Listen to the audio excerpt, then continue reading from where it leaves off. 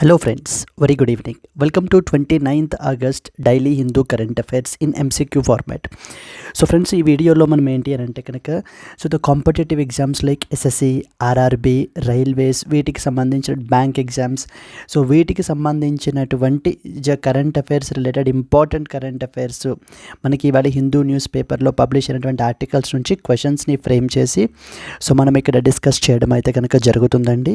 ఇది మనకి ఏంటి అని అంటే కనుక ఏపీపీఎస్సీ గ్రూప్ 1, గ్రూప్ 2 రాసేటువంటి వాళ్ళకి, స్టేట్ ఎగ్జామ్స్ రాసేటువంటి వాళ్ళకి, ఈవెన్ గ్రూప్ 3, గ్రూప్ 4 వాళ్ళ యొక్క జిఎస్ పోర్షన్స్ అన్నీ కూడా మనకి ఇక్కడ కరెంట్ అఫైర్స్ పర్స్పెక్టివ్లో కవర్ అవుతూ ఉంటాయి.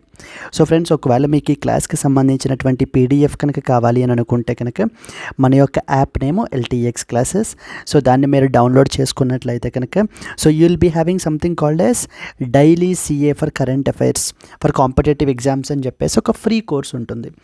అక్కడ నుంచి మీరు ఈ పీడిఎఫ్ని మీరు డౌన్లోడ్ అయితే కనుక చేసుకోవచ్చండి. Okay, let us start the discussion. First article మీద క్వశ్చన్ మనం ఏం ఎక్స్పెక్ట్ చేయొచ్చు అనేటువంటిది మనము ఆగస్ట్ 29th కరెంట్ అఫైర్స్ని అయితే కనుక డిస్కస్ చేస్తున్నాము.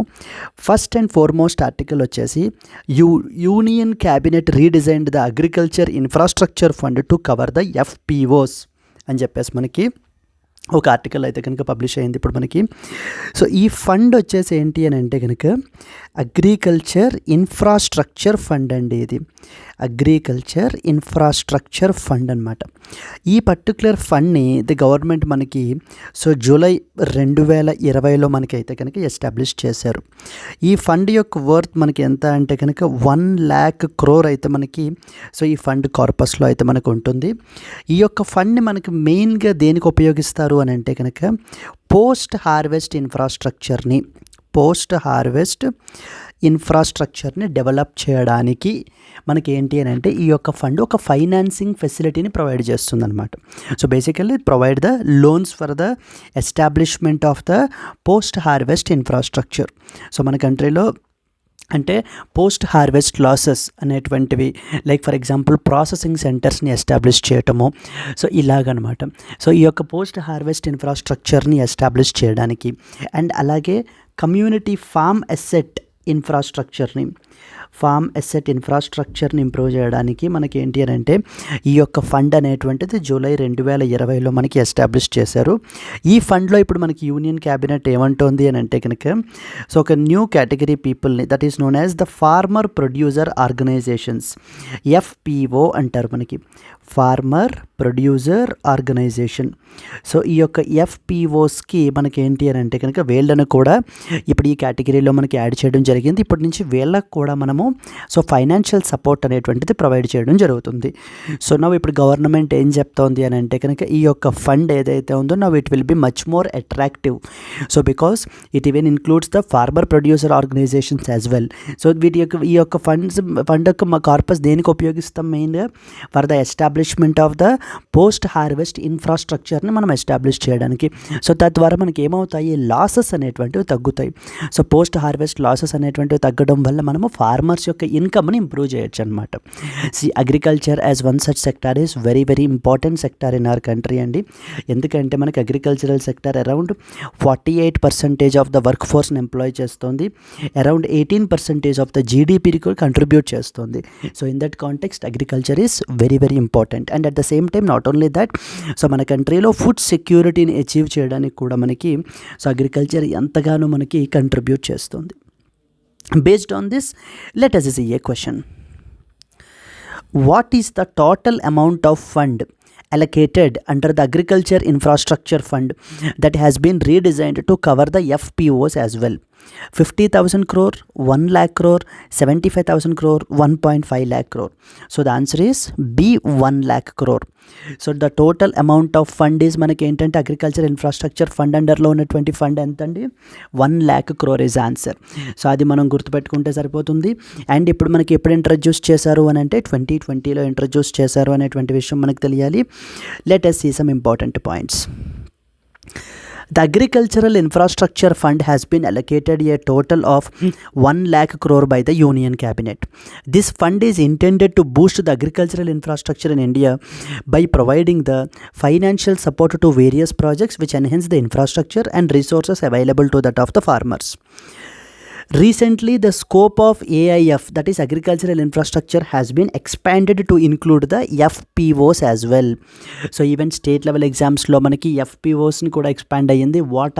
What does FPO stands for అని కూడా మనకు అడుగుతూ ఉంటారు.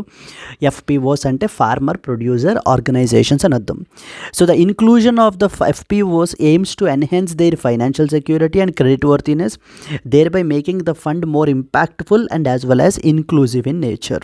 Okay, this initiative is part of the broader strategy to support the rural employment and agricultural development across the country. ఈ యొక్క పాయింట్ మీకు తెలిస్తే సరిపోతుంది. అగ్రికల్చరల్ ఇన్ఫ్రాస్ట్రక్చర్ ఫండ్ ఎప్పుడు స్టార్ట్ చేశారు, అగ్రికల్చరల్ ఇన్ఫ్రాస్ట్రక్చర్ ఫండ్కి యొక్క కార్పస్ మనీ ఎంత, and as of the present status మన గవర్నమెంట్ చెప్తున్నది ఏంటి అని అంటే కనుక ఆల్రెడీ 47,575 crore మనకి ఏంటి అని అంటే కనుక ఆల్రెడీ శాంక్షన్డ్ అండి. ఈ యొక్క మనీని ఆల్రెడీ మనము శాంక్షన్ అయితే కనుక చేసాము ఈ పర్టికులర్ ఫండ్ అండర్లో మనము అని చెప్పి గవర్నమెంట్ కూడా చెప్తుంది. So based on this, these are some important points from the exam point of view. Group 1, group 2, so okay, state level ఎగ్జామ్స్లోని లేకపోతే కనుక బ్యాంక్ ఎగ్జామ్స్ వీటిల్లో మనకి ఇలా బేసిక్స్ అడుగుతారండి. We need to be thorough with them. Now let us move to the next question. ఈ article వచ్చేసి ఏంటంటే India and Russia sign a working plan to handle the emergencies. So ఇది మనకి ఏంటి అని అంటే India and as well as the Russia వాళ్ళు రీసెంట్గా ఒక అగ్రిమెంట్ చేసుకున్నారు. ఈ అగ్రిమెంట్ ఏంటి అని అంటే ఎప్పుడైనా డిజాస్టర్స్ వచ్చినప్పుడు, ఎనీ ఎమర్జెన్సీ సిచ్యువేషన్స్ వచ్చినప్పుడు, సో మనం ఏంటి అని అంటే కనుక to share the best practices exchange of practices between the two countries అనేటువంటిది ఈ యొక్క అగ్రిమెంట్ యొక్క ముఖ్య ఉద్దేశం.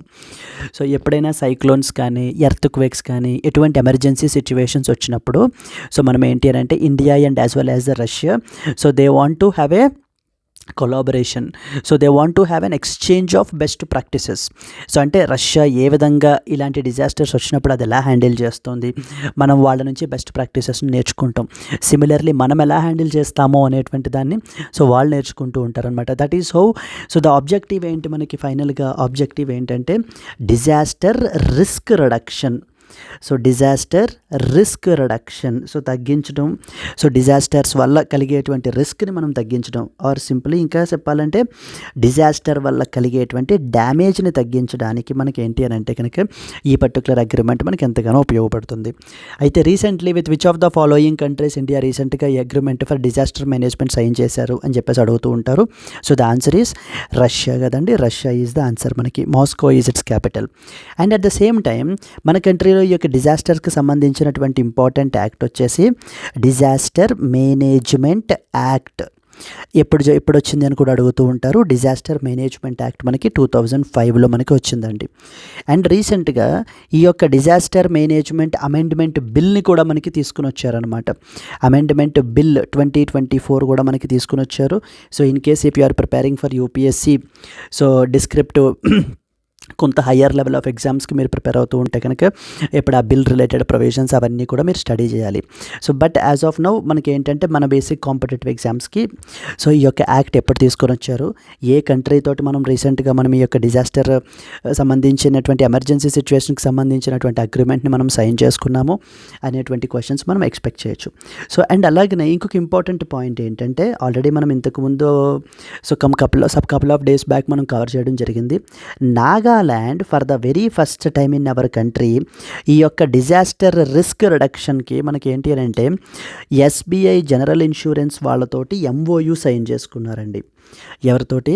సో ద నాగాల్యాండ్ వాళ్ళు రీసెంట్గా డిజాస్టర్ రిస్క్ రిడక్షన్ గురించి ఎస్బీఐ జనరల్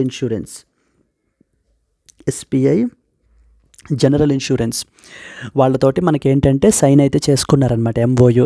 సో తద్వారా నాగాల్యాండ్లో రేపన్న రోజున ఏదైనా డిజాస్టర్ వచ్చి సో దాని మూలన క్రిటికల్ ఇన్ఫ్రాస్ట్రక్చర్ డిస్టర్బ్ అయినప్పుడు సో ద డ్యామేజ్ అయినప్పుడు మనకి ఇమీడియట్గా ఫైనాన్షియల్ సపోర్ట్ అనేటువంటిది ఎస్బీఐ జనరల్ ఇన్సూరెన్స్ వాళ్ళు ఉంటారు మనకి. So for that Nagaland will pay the premium for that insurance. So premium అనేటువంటిది పే చేయడం జరుగుతుంది.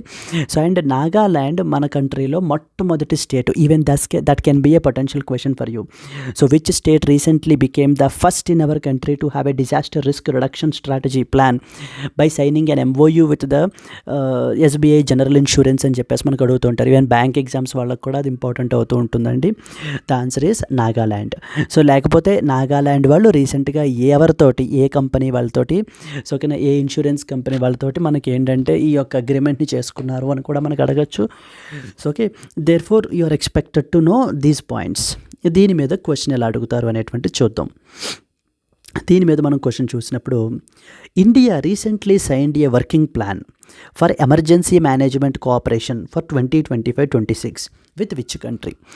ఏ United States of America, B China, C Japan and as well as D Russia. What was the answer అండి?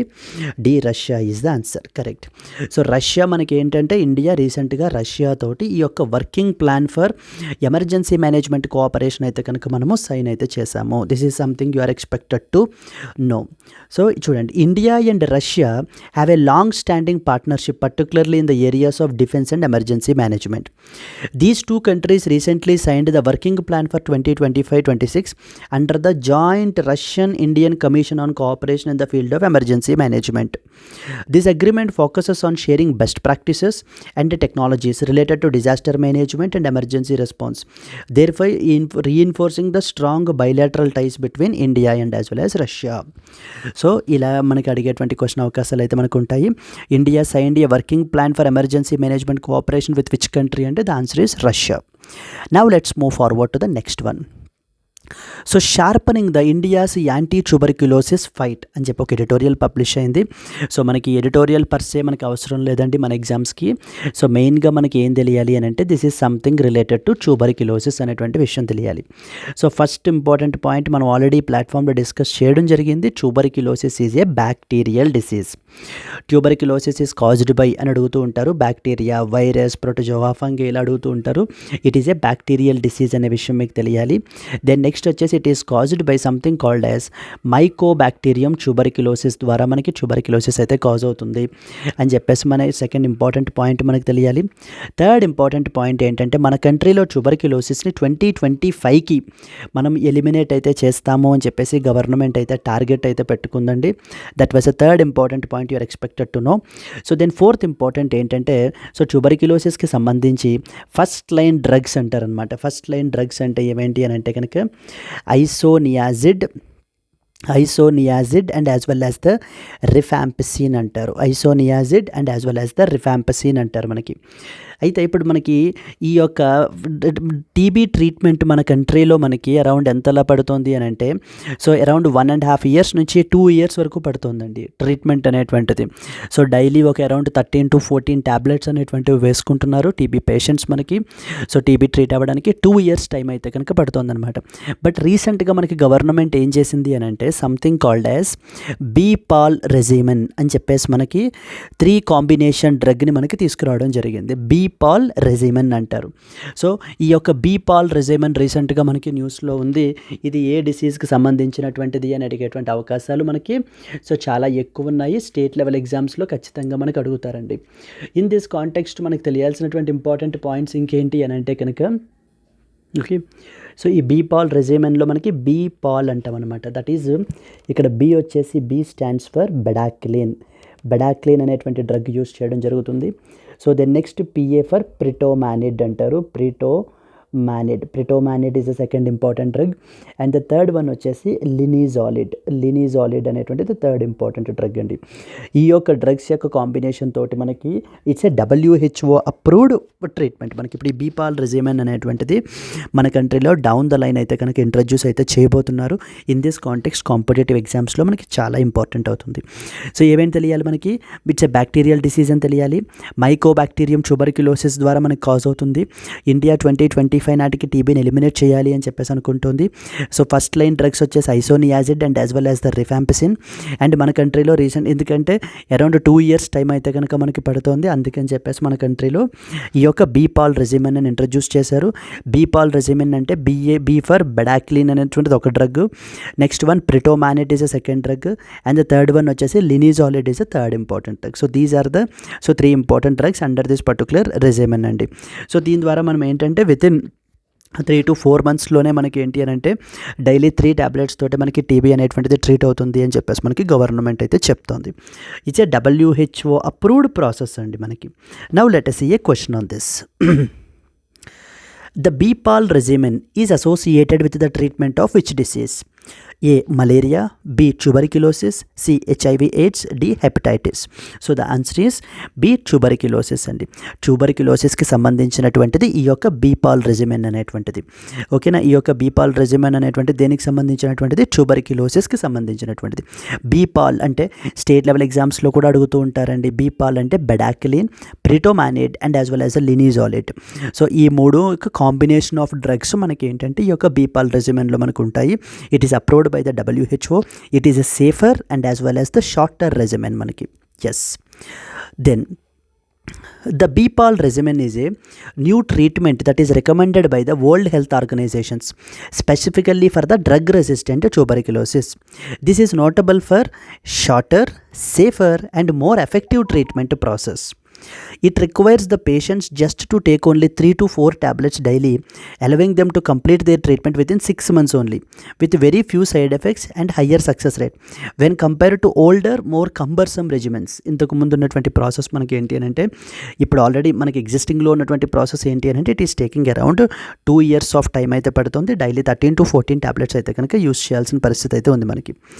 The BPaL regimen is making the headlines because India is preparing to adapt this WHO recommended treatment in order to combat the drug resistant TB. This regimen has shown promising results with a higher treatment success rate of 89% when compared to previous 68%. ఇప్పుడు దీని యొక్క success rate వచ్చేసి మనకి around 89% అయితే కనుక success rate అయితే ఉందండి.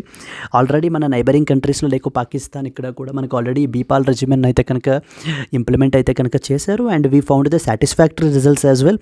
So therefore India is also trying to implement this particular regimen in our country. In this context ట్యూబర్క్యులోసిస్కి సంబంధించినటువంటి మనకు all over world TB cases around 1/4 of the cases మనకి ఇండియాలోనే రిజిస్టర్ అవుతున్నాయండి. మరి in that context TB burden ఎక్కువగా ఉన్నటువంటి దేశం మనకి ఇండియా. సో కాబట్టి మనం ఏంటంటే ఈ యొక్క డిసీజెస్కి సంబంధించి వాటికి సంబంధించినటువంటి డ్రగ్స్ ఏవైనా ఇంట్రడ్యూస్ చేస్తూ ఉన్నా, ఎటువంటి రెజిమెన్స్ ఇంట్రడ్యూస్ చేస్తూ ఉన్నా ఎగ్జామ్ పాయింట్ ఆఫ్ వ్యూలో మనకి ఖచ్చితంగా తెలుసుకోవాల్సినటువంటి విషయం. Yes, next let us go to the next question. Okay, CCEA clears 12 industrial parks across 10 states. So మనకి CCEA అంటే అర్థం ఏంటి అని అంటే కనుక cabinet committee of economic affairs అండి. Cabinet committee of economic affairs. So మనకి చాలా క్యాబినెట్ కమిటీస్ ఉంటాయి. Like for example cabinet committee of economic affairs అని, క్యాబినెట్ కమిటీ ఆఫ్ అపాయింట్మెంట్స్ అని. So there are so many cabinet committees ఉంటాయి అనమాట. Cabinet committee of parliamentary affairs. So okay, ఈ యొక్క cabinet committee of economic affairs వాళ్ళు మనకి ఏంటి అని అంటే రీసెంట్లీ ఒక ఇంపార్టెంట్ ప్రాజెక్ట్ని మనకి క్లియర్ చేశారు. ఏంటి అని అంటే ఇండస్ట్రియల్ పార్క్స్ని మొత్తం మన దేశంలో 10 రాష్ట్రాల్లో మొత్తం 12 ఇండస్ట్రియల్ పార్క్స్ని అయితే కనుక క్లియర్ చేశారండి రీసెంట్లీ మనకి. ఈ యొక్క ఇండస్ట్రియల్ పార్క్స్ని ఎస్టాబ్లిష్ చేయడానికి, సో 12 ఇండస్ట్రియల్ పార్క్స్ని ఎస్టాబ్లిష్ చేయడానికి మనకి క్లియరెన్స్ అయితే కనుక వచ్చింది. గవర్నమెంట్ ఓవరాల్గా మనకి ఏంటి అని అంటే రాబో కాలంలో ఓవరాల్గా 100 ఇండస్ట్రియల్ పార్కుల్ని మన కంట్రీలో ఎస్టాబ్లిష్ చేయాలి అని చెప్పేసి ఒక టార్గెట్ అయితే పెట్టుకున్నారు. ఈ మోటోతో అచీవ్ చేస్తున్నారు వీళ్ళు.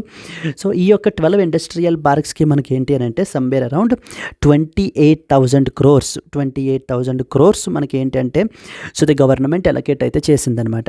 ఈ ఇండస్ట్రియల్ పార్క్స్లో మనకి ఏమవుతాయి అని అంటే కనుక basically it is as if like so the basic template, ఒక బేసిక్ టెంప్లెట్ అంతటినీ కూడా అంటే ఒక బేసిక్ ఇన్ఫ్రాస్ట్రక్చర్, ఒక ఇండస్ట్రీస్ని ఎస్టాబ్లిష్ చేయాలి అని అంటే కనుక ఒక బేసిక్ ఇన్ఫ్రాస్ట్రక్చర్ అంతటినీ కూడా మనం ఏంటంటే ఇండస్ట్రియల్ పార్క్స్లో ఎస్టాబ్లిష్ చేయడం జరుగుతుంది. అండ్ అలాగే అన్ని రకాల క్లియరెన్సెస్కి కూడా మనకి ఏంటి అని అంటే కనుక సో ఒక సింగిల్ విండో మెకానిజంని మనం ఎస్టాబ్లిష్ చేశారు. సో దీనివల్ల మెయిన్ అడ్వాంటేజ్ ఏంటంటే ఇప్పుడు ఫారిన్ డైరెక్ట్ ఇన్వెస్ట్మెంట్ మన కంట్రీకి వచ్చి ఎవరైనా ఇన్వెస్ట్మెంట్స్ చేయాలన్నా లేకపోతే కనుక బిజినెస్ ఎస్టాబ్లిష్ చేయాలి అన్నా మన కంట్రీలో కొంత ఈజ్ ఆఫ్ డూయింగ్ బిజినెస్ అనేటువంటిది సో కొంత కంబర్సమ్ ప్రాసెస్ అని చెప్పేసి ఫీల్ అవుతూ ఉంటారనమాట ఇన్వెస్టర్స్. బికాజ్ చాలా అప్రూవల్స్ అనేటువంటివి తెచ్చుకోవాలి. So okay, very very litigation, చాలా ఇష్యూస్ ఉంటాయి అని చెప్పేసి so the people are feeling very difficult for doing the business in our country. దీని అంతటినీ కూడా సింప్లిఫై చేయడానికి సో ద గవర్నమెంటే మనకి రెస్పాన్సిబిలిటీ తీసుకుని ఈ యొక్క క్లియరెన్సెస్ అన్నీ కూడా ఇచ్చేటువంటి విధంగా ఒకటే ప్లాట్ఫామ్ని పెట్టి సో ఇన్వెస్టర్స్ని ఇప్పుడు అట్రాక్ట్ చేస్తున్నాం అనమాట మనము. సో ఓకే, అంటే బేసిక్ టెంప్లెట్ ఇన్ఫ్రాస్ట్రక్చర్ అంతా మేమే ఎస్టాబ్లిష్ చేస్తాము, ల్యాండ్ అంతా కూడా సో ఎక్వైర్ చేసుకుని సో మీకు రెడీగా ప్లగ్ అండ్ ప్లే అంటారనమాట. తద్వారా మీరు ఏంటి అని అంటే కనుక స్ట్రైట్ అవే వచ్చి సో మీరు ఈ యొక్క క్లియరెన్స్ మీరు స్ట్రైట్ అవే వచ్చి మీ యొక్క అప్లికేషన్ పెట్టుకుని మీరు you can straight away start your business. మీ యొక్క ఫ్యాక్టరీని మీరు ఎస్టాబ్లిష్ చేసి you can start running the production అయితే చేయొచ్చు అని చెప్పి గవర్నమెంట్ అయితే కనుక ఇండస్ట్రియల్ పార్క్స్ని ఎస్టాబ్లిష్ చేస్తుంది. సో దీనివల్ల అడ్వాంటేజ్ ఏంటి అని అంటే గవర్నమెంట్ చెప్పేటువంటిది ఏంటి అని అంటే ఈ యొక్క industrial parks some around 1.5 lakh crore worth ఇన్వెస్ట్మెంట్స్ని అట్రాక్ట్ చేస్తుంది అంటున్నారు. 1.5 lakh crore ఇన్వెస్ట్మెంట్స్ని worth for example mainly countries like Singapore, Switzerland, ఈ కంట్రీస్ నుంచి మనకి ఇన్వెస్ట్మెంట్స్ అయితే కనుక వస్తాయి అని చెప్పేసి గవర్నమెంట్ అయితే కనుక చెప్పడం జరుగుతుందండి ఇన్ దిస్ కాంటెక్స్ట్లో మనకి. ఓకే, అండ్ ఇది అరౌండ్ చూడండి 1 million డైరెక్ట్ జాబ్స్ అయితే కనుక ప్రొవైడ్ అవుతాయి. దీనివల్ల 3 million ఇండైరెక్ట్ జాబ్స్ అయితే మనకి క్రియేట్ అవుతాయి అని చెప్పేసి మనకి ఈ యొక్క పీయూష్ గోయల్ అయితే మనకి అంటున్నారండి. So these are some of the important points with respect to these things. So ఇక్కడ మనకి ఎగ్జామ్ పాయింట్ ఆఫ్ వ్యూ ఎలా అడుగుతారంటే రీసెంట్లీ ఎన్ని ఇండస్ట్రియల్ పార్క్స్ మనకి క్లియర్ చేశారని అడుగుతారు. సో CCEA అంటే అర్థం ఏంటి అని అడుగుతారు, cabinet committee of economic affairs. ఓవరాల్గా గవర్నమెంట్ ఎన్ని పార్క్స్ ఎస్టాబ్లిష్ చేయాలి అనుకుంటోంది, 100 పార్క్స్ ఎస్టాబ్లిష్ చేయాలనుకుంటోంది. స్టేట్ లెవెల్ ఎగ్జామ్స్ వాళ్ళకి ఏంటి అని అంటే కనుక ఎంత అవుట్లే దీనికి అనౌన్స్ చేశారని అడుగుతారు. 28,000 కోట్లు దీనికి అవుట్లే మనకి అనౌన్స్ చేశారండి. సో ఓకేనా, these are some of the important points that you are expected to know. So simply ease of doing బిజినెస్ని మన కంట్రీలో ఇంప్రూవ్ చేయడానికి, ఇన్వెస్ట్మెంట్స్ని అట్రాక్ట్ చేయడానికి సో ద గవర్నమెంట్ ఏంటంటే ఆ అడిషనల్ రెస్పాన్సిబిలిటీ తీసుకుని సో ఎటువంటి క్లియరెన్సెస్కి వీటికి కూడా ఈ యొక్క ఇన్ఫ్రాస్ట్రక్చర్ అంతా ఎస్టాబ్లిష్ చేసుకోవడానికి సో ఎటువంటి హడిల్స్ ఫేస్ చేయకుండా so directly they can start the production, so directly they can start running their factories run చేసేటువంటి ఇది ఉండేలాగా వాళ్ళ యొక్క బిజినెస్ని రన్ చేసే విధంగా గవర్నమెంట్ అయితే ఈ ఇనిషియేటివ్స్ని తీసుకురావడం జరిగిందండి. Okay, so in this context let us see a question on this. Who chairs the Cabinet Committee of Economic Affairs? This is another important question అండి మనకి. ఇక్కడ మీరు చూసినట్లయితే కనుక Cabinet Committee of Economic Affairs is actually chaired by the Prime Minister. Prime Minister is the chairperson of this particular thing. So A, Prime Minister, B, Ministry of Finance, Ministry of Commerce and Industry, Ministry of Home Affairs. So Prime Minister is the chairperson for this particular Cabinet Committee of Economic Affairs. అలాగే Cabinet Committee of Appointments అనేటువంటిది ఇంకొక committee ఉంటుంది. Cabinet Committee of Appointments, cabinet committee of appointments, దీనికి కూడా head మనకి ఏంటి అని అంటే prime minister is the head అండి దీనికి కూడా మనకి. Okay, so let us see this. The Cabinet Committee on Economic Affairs is one of the most significant committees within the Union Cabinet. It is chaired by that of the Prime Minister of India, which plays a central role in guiding the country's economic policy. It is responsible for taking major decisions on economic policy matters, investments, and providing direction on key economic issues that affect the nation's growth and as well as the development. Why it was recently in the news? Because it cleared an outlay of 28,602 crore to set up 12 industrial parks across 10 states in our country. These greenfield smart cities are expected to attract significant investments and create millions of jobs. This approval is part of the government's broader plan to boost industrial infrastructure and promote economic growth across the various regions of our country. Yes, so ఎన్ని industrial పార్క్స్కి రీసెంట్గా clearance అనేటువంటిది వచ్చింది, ఎన్ని approve చేశారు, next దానికి ఎంత అవుట్లే పెట్టారు, ఓవరాల్గా ఎన్ని ఎస్టాబ్లిష్ చేద్దాం అనుకుంటోంది, రీసెంట్గా ఏ క్యాబినెట్ కమిటీ ఈ యొక్క నిర్ణయం తీసుకుంది, ఇలాంటి క్వశ్చన్స్ అన్నీ మనం ఎగ్జామ్ పాయింట్ ఆఫ్ వ్యూలో చూడొచ్చండి. Let's move to the next question. India signs repeat order for 73,000 SIG 716 rifles deliveries by 2025 end. ఇది మనకి ఏంటంటే ఇండియా మనకు మినిస్ట్రీ ఆఫ్ డిఫెన్స్ వాళ్ళు యునైటెడ్ స్టేట్స్ ఆఫ్ అమెరికాలో ఉన్నటువంటి ఒక important defence firm something called S SIG Sauer అని చెప్పేసి ఒక డిఫెన్స్ ఫర్మ్ ఉందండి. ఒక ఫైర్ ఆర్మ్స్ని వాటిని మ్యానుఫ్యాక్చర్ చేసేటువంటి ఫర్మ్ అనమాట. సో వాళ్ళకి మనం ఏంటంటే ఈ యొక్క SIG 716 రైఫిల్స్ కావాలి, మనకి SIG 716 రైఫిల్స్ కావాలి అని చెప్పేసి మనం ఆర్డర్ అయితే పెట్టడం జరిగింది. మనకి ఎన్ని రైఫిల్స్ కావాలి అన్నామంటే అరౌండ్ 73,000 రైఫిల్స్ మనకైతే కనుక కావాలి అని మనం చెప్తున్నాం అనమాట. అంటే ఇక్కడ నుంచి మనము పర్చేస్ చేస్తున్నాం. మనము ఎక్కడి నుంచి యునైటెడ్ స్టేట్స్ ఆఫ్ అమెరికా నుంచి ఈ యొక్క SIG 716 రైఫిల్స్ మనం యునైటెడ్ స్టేట్స్ ఆఫ్ అమెరికా నుంచి పర్చేస్ చేయడం జరుగుతుంది. ఆల్రెడీ మనం ఏంటంటే 2019లోనే ఇంకొకసారి ఇంతకు ముందు మనకి డీల్ అయితే కనుక చేసామండి. అక్కడ మనం ఏంటంటే has inducted around 66,400 rifles already మనం ఏంటంటే ప్రొక్యూర్ చేసుకున్నాం అనమాట. సో 700 crore వర్త్ డీల్ అది మనకి. ఇప్పుడు మళ్ళీ మనకి ఏంటి అని అంటే కనుక ఇంకొక 73,000 SIG 716 రైఫిల్స్ కావాలి అని చెప్పి మనకి ఏంటి అని అంటే ఇండియా అయితే ఆర్డర్ అయితే పెట్టడం జరిగిందండి. 2025 ఎండ్కి మనకి ఏంటంటే ఈ యొక్క రైఫిల్స్ సో మనకి రాబోతున్నాయి అనమాట. డెలివరీ అయితే అందజేస్తాము అని చెప్పి మనకి చెప్తున్నారు వీళ్ళు. And at the same time మన యొక్క ఎగ్జిస్టింగ్ మనం వాడేటువంటి రైఫిల్స్ ఏంటంటే ఇన్సాస్ రైఫిల్స్ అంటారు. ఇన్సాస్ అంటే Indian national small arms system, Indian national small arms system rifles అయితే మనం వాడుతున్నాము. వాటిని రీప్లేస్ చేస్తూ అంటే it is all about defence modernisation. So డిఫెన్స్ని మనం ఏంటంటే మోడర్నైజ్ చేయడానికి ది గవర్నమెంట్ తీసుకున్నటువంటి one of the significant initiatives మనకి క్లియర్ రైట్. అయితే మనం ఏ కంట్రీ నుంచి మనం కొనుక్కుంటున్నాము, ఈ యొక్క SIG 716 రైఫిల్స్ అనేటువంటివి ఏ కంట్రీ నుంచి కొనుక్కుంటున్నాము అనేటువంటి క్వశ్చన్స్ మనం ఎక్స్పెక్ట్ చేయొచ్చు. Let us see a question on this. The SIG 716 rifles ordered by India are manufactured by which country? A. Russia, B. Israel, C. France, D. United States of America. So the answer is D. United States of America అండి. ఈవేళ మనం రష్యాని ఎందుకు న్యూస్లో చూసామండి? రష్యాతో కూడా something agreement అయితే మనం చేసుకున్నాం. దేనికి సంబంధించింది? You should immediately recall. It is something related to that of the disaster and as well as emergency మేనేజ్మెంట్కి సంబంధించినటువంటి వర్కింగ్ ప్లాన్కి మనం ఏంటంటే రీసెంట్గా రష్యాతోటి సైన్ అయితే చేసాం. Yes, in this context let us see this. The SIG 716 rifles are manufactured by SIG Sauer, a renowned firearms company that is based in United States of America. India initially procured 72,400 under a fast-track procurement deal in February 2019, and because of due to the rifles' effectiveness and reliability, the Ministry of Defense signed a repeat order of additional 73,000 rifles. They are intended to replace the indigenous INSAS rifles, which are currently in use by the Indian Army. Thereby మనకి enhanced క్యాపబిలిటీస్ని మనం provide చేయడానికి ఈ యొక్క particular ఈ యొక్క deal అయితే మనం చేయడం జరుగుతుంది. ఈ పర్టికులర్ కాంట్రాక్ట్ అయితే యునైటెడ్ స్టేట్స్ ఆఫ్ అమెరికాలో SIG Sauer అనేటువంటి కంపెనీకి మనము ఆఫర్ అయితే ఇచ్చామండి. సో ఓకేనా, SIG Sauer అంటారు మనకి. That is a defence company in the United States of America. Yes, SIG 716 SIG 716 అని చెప్పేసి 716 అని చెప్పేసి ఇచ్చి ఇవి ఏంటి దేనికి సంబంధించి అని అడుగుతూ ఉంటారు. SIG 716 are actually rifles.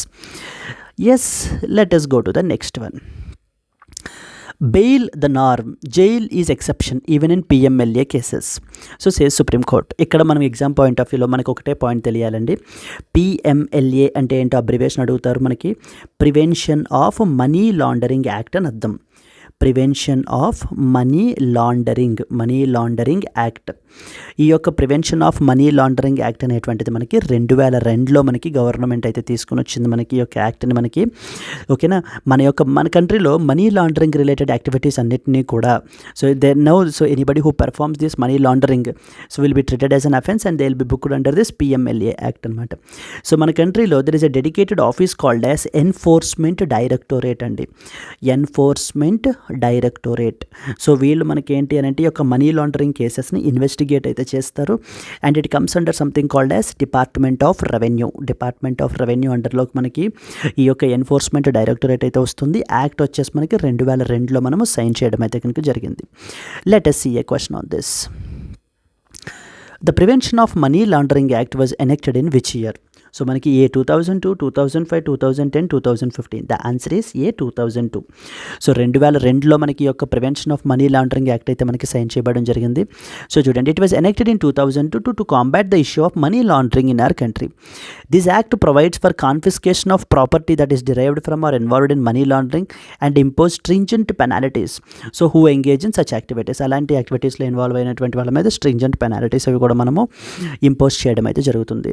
So recently మనకి దేశ act 7 to address the challenges in tackling the money laundering and as well as the terrorist financing related cases. ఎందుకు రీసెంట్గా న్యూస్లో ఉందంటే supreme court recently reiterated that bail should be the norm, jail should be the exception. అంటే ఏంటి అని అంటే even prevention of money laundering కేసెస్లో book అయినటువంటి అరెస్ట్ అయినటువంటి వాళ్ళకు కూడా మనం ఏంటి అని అంటే కనుక bail should be the general rule. అంటే వాళ్ళకు కూడా మనము బెయిల్ అనేటువంటిది ఇవ్వాలి. సో సీరియస్ అఫెన్స్ అన్న ఒక్క రీజన్ తోటి బెయిల్ని మనం నిరాకరించకూడదు. సో బెయిల్ ఇవ్వాలి, వాళ్ళ యొక్క లిబర్టీని మనము కర్టైల్ చేయకూడదు అని చెప్పి మనకి సుప్రీంకోర్టు అయితే చెప్తోందండి. Jail should be an exception. అంటే ఇంక లాస్ట్ రిసార్ట్గా సో మనం ఇంకేంటే ఈ పర్టికులర్ పర్సన్ని మళ్ళీ మనము బయట విడిచిపెడితే కనుక ఖచ్చితంగా మళ్ళీ ఇంకొక అఫెన్స్ని కమిట్ చేస్తారు అని చెప్పి కోర్టు చాలా సీరియస్గా నమ్మినప్పుడు మాత్రమే మనం ఆ పర్టికులర్ పర్సన్కి బెయిల్ నిరాకరించాలి తప్ప సో ఇంకా ఏ రీజన్స్లోనే కూడా కేవలం ఇది సీరియస్ అఫెన్స్ అన్న ఒక్క రీజన్ తోటి బెయిల్ ఎట్టి పరిస్థితుల్లోనే నిరాకరించకూడదు అని చెప్పి మనకి సో సుప్రీంకోర్టు అయితే చెప్తోందండి. ఎస్, సో అందుకని చెప్పి మనకి పిఎంఎల్ఏ గురించి న్యూస్లో ఉంది మనకి. Yes, let us go to the next article. Ashutosh is confident of India's good performance against the Sweden. So okay, playing the Sweden on indoor hard courts in Stockholm may look a tough task for the India's Davis Cup team. So the Davis Cup is one of the important cup which is associated with that of the tennis అండి. దానికి సంబంధించినటువంటి important point అనమాట ఇది. So let us see a question on this. The Davis Cup is related to which sport? A. Tennis, B. Badminton, C. Table tennis and as well as the D. Squash. So the answer is Davis Cup is associated with that of the tennis కి సంబంధించినటువంటిది. The Davis Cup is a premier international team event in the men's tennis organized by the International Tennis Federation. It is often referred to as World Cup of Tennis. It is one of the most prestigious tournaments in the sport. Yes. Then CCEA clears 12 industrial parks across the 10 states. Already మనం ఈ article మనం చూడడం జరిగింది. But now one more question on this. How many industrial parks have recently been cleared by Cabinet Committee of Economic Affairs across 10 states? 5, 10, 8, 5, 8, 12 and as well as the 15. So the answer is C, 12. 12 industrial parks అయితే కనుక రీసెంట్గా మనకి clear అయితే అయ్యాయండి. So చూడండి, the Cabinet Committee of Economic Affairs has recently given the green light to set up 12 industrial parks across 10 states. It's part of the broader strategy to boost industrial growth and the employment in the country. Yes. Let's go to ఇది మనకి so 1.5 lakh crore ఇన్వెస్ట్మెంట్స్ని attract చేస్తుంది, 1 million direct జాబ్స్ని, 3 million indirect జాబ్స్ని మనకైతే కనుక create చేస్తుంది అని చెప్పి government అయితే చెప్తోంది మనకి. Next let's see the last one. The Paralympics opens in the city of light. So మనకి ఏంటి అని అంటే కనుక this is something related to that of the Paris Paralympics అండి. సో పారాలింపిక్స్ మనకి ఏంటి అని అంటే కనుక స్టార్ట్ అవ్వడం జరిగింది. సో ప్యారిస్లో మనకైతే జరుగుతుంది. ఆల్రెడీ ఒలింపిక్స్ 2024 అనేటువంటివి మనకి ఫినిష్ అయిపోయి ఇప్పుడు పారాలింపిక్స్ అయితే మనకైతే స్టార్ట్ అయ్యాయి. సో మనకి Sumit Antil and as well as the Bhagyashree మనకి మన యొక్క ఇండియన్ కంటింజెంట్ టీమ్ని అయితే లీడ్ అయితే చేస్తున్నారు. ఇన్ ద ఓపెనింగ్ సెరమనీ అయితే మనకి లీడ్ అయితే చేస్తున్నారు అనమాట వీళ్ళు. In this context let us see a question. The Paralympics in 2024 recently opened in which city? Like A. Tokyo, B. London, C. Los Angeles and as well as the D. Paris.